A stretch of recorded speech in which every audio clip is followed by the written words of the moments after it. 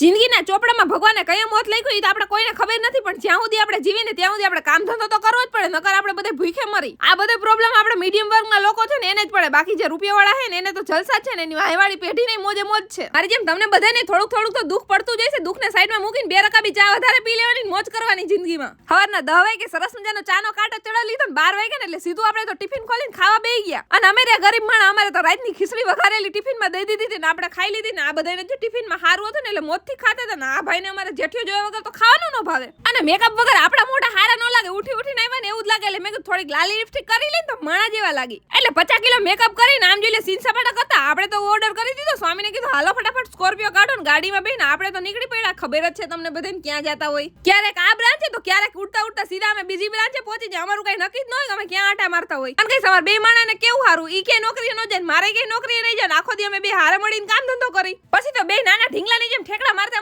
આપણે તો સલૂને પહોંચી ગયા હતા. નામ જોઈ લે નાના ઢીંગલા જેવા ક્લાયન્ટ આવે ને એટલે આપણે એને રમાડવા બે જાય. મેં તું મોટી થાય ને અમારી પાસે હેરકટ કરાવવા આવજે હો. અને 1.5-2 મહિનાના છોકરાઓને કઈ ખબર ન પડે, પણ એની તમે ખોટા વાતોના ઘઘુડિયા કરો ને એટલે એને બહુ મજા આવે. પછી તો પી લીધી સરસ મજાની ચા. હવે તો ચાની આરે આદત પડી ગઈ બિસ્કિટ ખાવાની, કેમ કે શિયાળો આવી ગયો ને ભૂખ બહુ લાગે. સરસ મજાનો નાસ્તો કરીને આપણે તો બે ગયા આપણું કામ કરવા માટે. કામ પૂરું થયું તો બહાર નીકળીને જોઈ તો 6 વાગ્યા હતા ને કેટલું બધું અંધારું થઈ ગયું હતું. પછી તો ભાઈને ફોન કરી દીધો, હાલ તું મને ફટાફટ લઈ જા, આપણે આજ રજા પડી ગઈ છે. 6:30-7 વાગ્યા આપણે તો સીધા ઘરે પહોંચી ગયા હતા. મેડમ ઘરે આવી જાય ને એટલે ફટાફટ ચા બનાવીને દેવો જ પડે ને. આજ તો માવડી યાર આપણે ગરમા ચા પી લીધો. અને પછી કઈ મને જોરદારની ભૂખ લાગી હતી. બેટા વિચારતી હતી કે હવે મારે હું ખાવ એટલે ફ્રેશ થઈને ફટાફટ આપણે તો પીઝા ઓર્ડર કરી દીધા. અસલ આવી ગઈ ને એટલે આપણે તો રૂમમાં લઈને એકલા જોઈ લે ફટાફટ પીઝા ઉલાવવા માંડ્યા. ત્યાં તો મારો ભાઈ આવી ગયો. આમ જોઈ લે એ મારા પીઝા ખાવા માંડ્યો. ગાઈસ સારું તો જરાય નહોતું લાગતું, પણ કાઈ વાંધો નહીં, તું મારો નાનો ભાઈ હોય ને 2 બાઈટ ખાઈ લેજા. રોજ તમે મારા વ્લોગ મારા સ્વામી સાથે જ જોતા હોય, પણ મારે નાનું એવું ફેમિલી પણ છે. અને આજે તો મારા ભાભીએ બનાવ્યું હતું સરસ મજાનું ચાપડી અને શાક. એટલે આપણે તો ગરમા ગરમ જમી લીધું. બહારનું તમે ગમે એ જમો ને, ઘરેથી ટિફિન લઈને બહાર જમો ને તોય મજા ન હોય, પણ ઘરે બેસીને તમે શાંતિથી ટાઢો રોટલો ખાવ ને તોય તમને બહુ મજા આવે.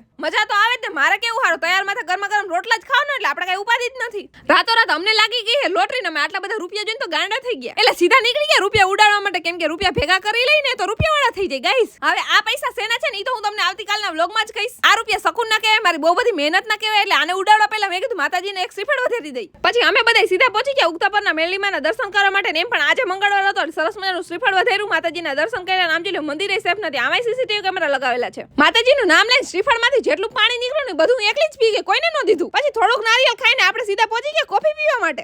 મફતનું અમે કાંઈ મૂકી એમ નથી. લિટલ આર્ટમાં રોજ 100 રૂપિયાની કોફી પીએ, 100 રૂપિયાની છે ને બહુ સારી. તમે બધા જાયજો ગાઈસ પીવા માટે.